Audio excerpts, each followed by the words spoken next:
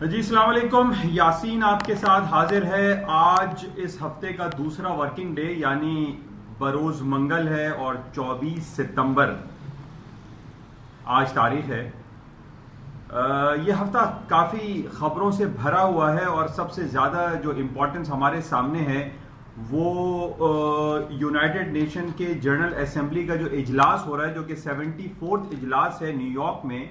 और दुनिया के कमो बेश 200 ममालिक यानी 195 ममालिक पूरी दुनिया में इस वक्त एग्जिस्ट करते हैं और उनके सरबराहान मुमलिकत इस वक्त न्यूयॉर्क में मौजूद हैं।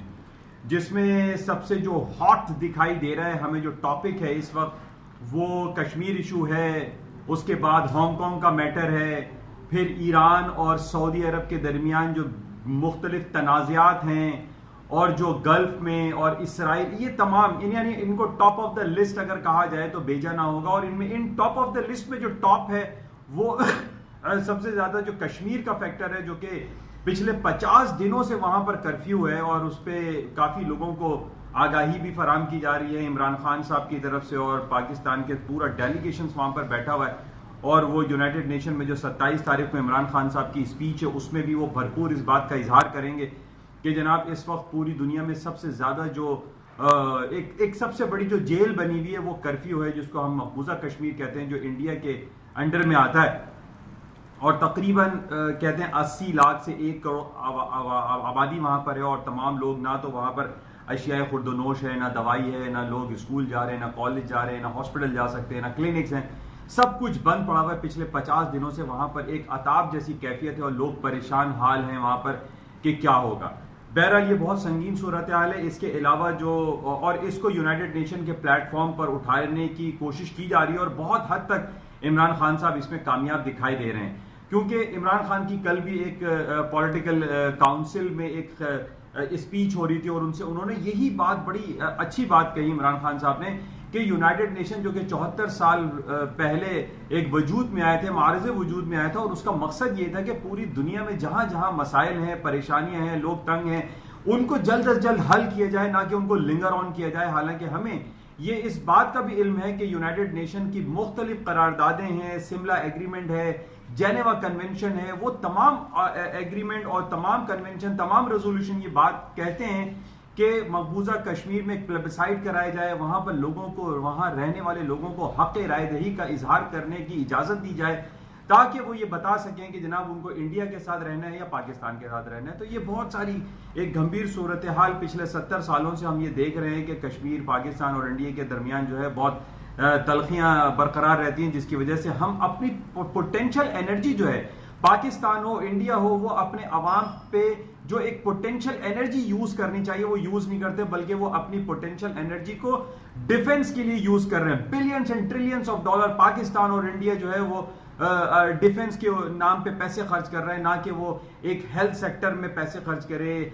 एजुकेशन पे करे, कम्युनिकेशन पे करे, रोड इंफ्रास्ट्रक्चर पे पैसे लगाए। पता चलता है कि वो एटम बम बना रहे हैं। तो जनाब मुख्तलिफ सूरत हाल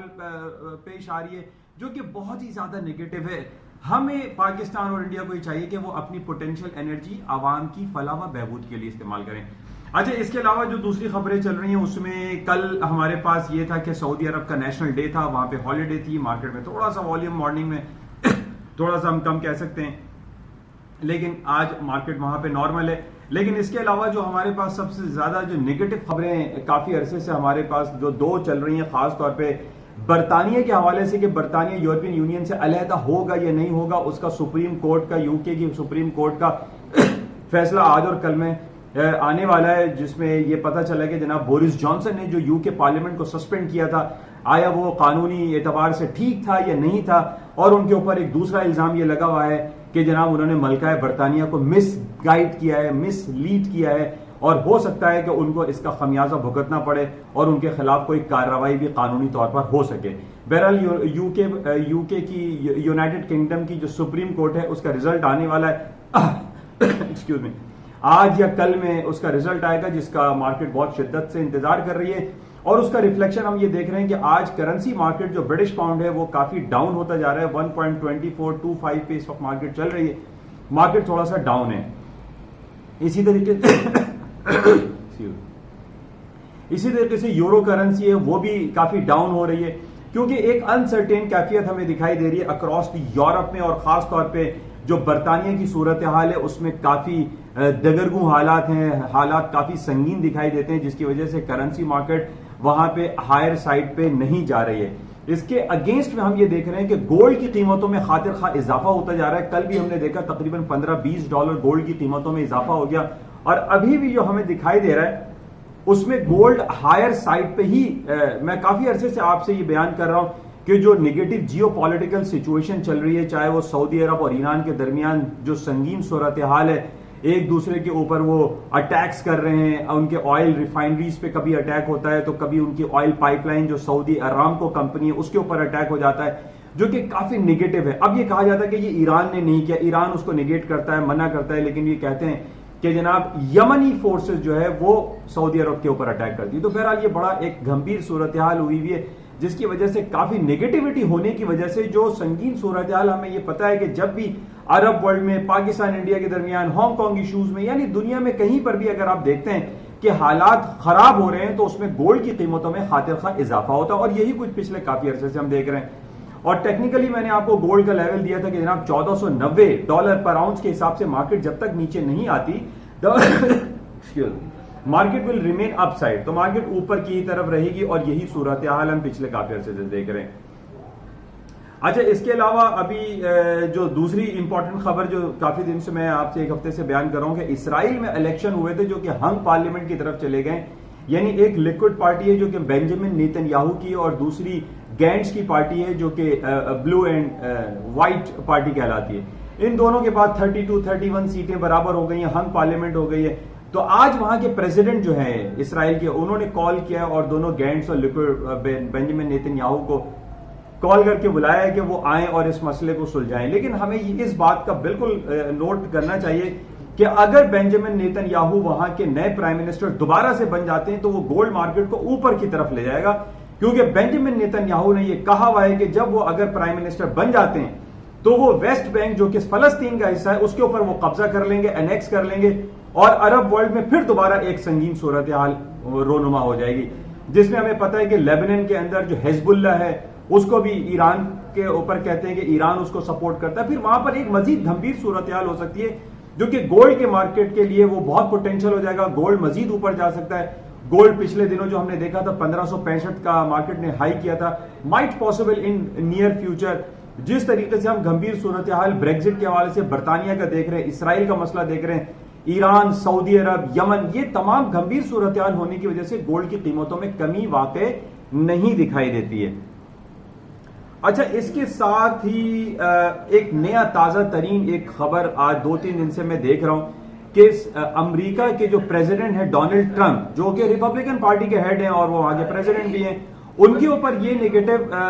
एक चार्ज लग रहा है कि जनाब उन्होंने यूक्रेन के प्रेसिडेंट के साथ बैठ के यूक्रेन के प्रेसिडेंट को कॉल किया है और वो शिकायत लगा रहे हैं जो बाइडेन की। जो बाइडेन जो कि वहां के साबका जो है वो वाइस प्रेसिडेंट थे और अब वो डेमोक्रेट के एक सबसे बड़े कॉम्पिटिटर के तौर पे और उनके सामने आ रहे हैं कि जनाब 2020 के जो इलेक्शन हो गए अमेरिका में, वो डेमोक्रेट के हेड होंगे और वो ट्रंप के अगेंस्ट में खड़े होंगे। तो अब ट्रंप उनके खिलाफ बहुत सारी चीजें इस्तेमाल कर रहे हैं और बहुत सारे जो है वो इश्यूज क्रिएट कर रहे हैं। अब उन्होंने ये कहा है कि मैंने यूक्रेन के प्रेसिडेंट को कॉल करके ये कहा था कि जो बाइडेन जब वहां के प्रेसिडेंट थे अमेरिका के, तो उनका बेटा जो हंटर था, गालिबन उसकी डेथ हो गई, हंटर ने करप्शन किया था और वहां की एक गैस कंपनी के साथ बिलियंस ऑफ डॉलर पैसे बनाए थे। तो अब डेमोक्रेट्स वाले ये कह रहे हैं कि इन्होंने लॉ को क्रॉस किया है, लॉ को प्रेसिडेंट ट्रंप ने पास किया है और किसी सेकंड कंट्री के हेड को आप कॉल करके अपने ही वाइस प्रेसिडेंट की कंप्लेन कर रहे हैं, जो कि बहुत ज्यादा नेगेटिव हो रहा है। और यह कहा जा रहा है कि जनाब इस हवाले से ट्रंप की इंपीचमेंट कॉल हो सकती है कि आपने अपनी लाइन को क्रॉस किया है और आपने हमारे वाइस प्रेसिडेंट के खिलाफ किसी सेकंड वर्ल्ड में जाके दूसरी दुनिया के किसी प्रेसिडेंट के हिस्से आप शिकायत कर रहे हैं। तो इस पे जो नैन्सी पेलोसी हैं, वहां की जो डेमोक्रेट की हेड हैं, उन्होंने कहा है कि इंपीचमेंट कॉल हो सकती है। अब हम ये देख रहे हैं कि प्रेसिडेंट ट्रंप के पहले ही जो एक रॉबर्ट मुलर की इन्वेस्टिगेशन हो रही थी कि ये कहा जा रहा था कि जनाब प्रेसिडेंट ट्रंप जो है जब सदर बने तो वो किसी पॉलिटिकल हैकर्स की वजह से बने, या उन्होंने कोई ना कोई ऐसा सिलसिला किया, या पुतिन एडमिनिस्ट्रेशन के साथ मिलके उन्होंने हैक किया, कंप्यूटर हैक किया, और उसके बाद वो वहां के प्रेसिडेंट मुंतखब हो गए। इस पे रॉबर्ट मुलर की इन्वेस्टिगेशन भी हुई और सारा सिलसिला चल रहा है, और ये कहा जा रहा है कि रॉबर्ट मुलर ने इस इन्वेस्टिगेशन में 35 लोगों को बिहाइंड द बार जेलों में डाल चुके हैं। सिर्फ एक शख्स बाहर है और उनका नाम है डोनाल्ड ट्रंप। तो अब यहां पर दो बातें आ रही हैं कि जनाब इंपीचमेंट एक नहीं बल्कि दो इंपीचमेंट ट्रंप की हो सकती है। एक इंपीचमेंट उनकी रॉबर्ट मुलर के हवाले से हो सकती है कि वो 2016 का इंतखाबात अगर जीते तो कैसे जीते, और अब यह बात हो रही है कि उन्होंने यूक्रेन के प्रेसिडेंट को शिकायत क्यों लगाई। उनको चाहिए था कि वो यहां के किसी प्लेटफॉर्म के, अमेरिका के प्लेटफॉर्म पे, यानी यहां पे उनका जो कांग्रेस है, हाउस ऑफ रिप्रेजेंटेटिव है या सेनेट पे इस आवाज को उठाते, ना कि उन्होंने सेकंड मुल्क के प्रेसिडेंट को फोन करके ये कहा है कि Joe Biden is a cheater, Joe Biden is a corrupt politician. तो इस पे बहुत ज्यादा बातें चल रही है। इट माइट पॉसिबल कि ये आगे चल के बहुत ज्यादा नेगेटिव हो जाए और अमेरिका की स्टॉक मार्केट में कुछ डेंट लग सकता है इस बात पे। लेकिन हम ये देख रहे हैं कि पिछले काफी अरसे से अमेरिका की स्टॉक मार्केट तारीख की बुलंद तरीन सतहों पे चल रही है और वो हायर साइड पे चलती चली जा रही है। इसके अलावा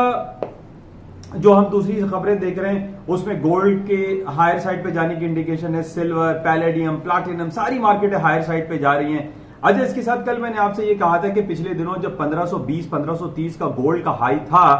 तो उस वक्त 5 साल पहले की बात है, उस वक्त सिल्वर $26-27 पर आउंस चल रही थी, लेकिन सिल्वर अभी इस वक्त $18 पर है या $19 है। इट मींस अकॉर्डिंग टू उस सिनेरियो को अगर हम देखते हैं तो हमें सिल्वर की मार्केट में पोटेंशियल बहुत ज्यादा दिखाई देता है कि पोटेंशियल मतलब इतना है कि $6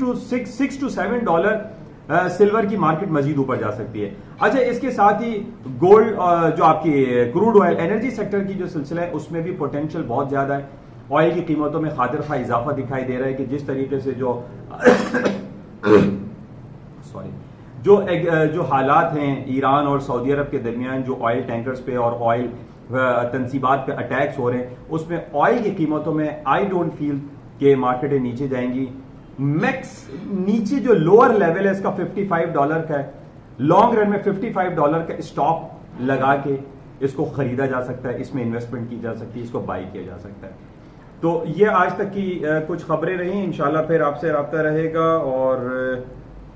एक कल बड़ी इंपॉर्टेंट खबर थी, थॉमस कुक दुनिया की तकरीबन 200 साल पुरानी कंपनी है जो कि ट्रैवल एजेंसी, ट्रैवलिंग और air sector, airline sector, parcel service, होटलिंग और ट्रांसपोर्टेशन में बहुत बड़ा नाम है ये थॉमस कुक। ये कल कोलैप्स कर गई,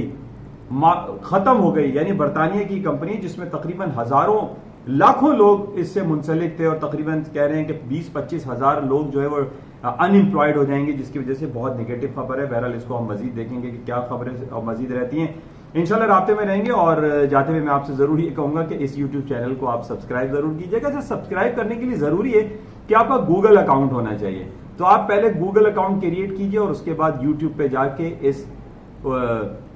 स्पीच को, जो कि उर्दू और सहल अंदाज में, इसको आप सब्सक्राइब कर लीजिए ताकि ज्यादा से ज्यादा लोगों को इससे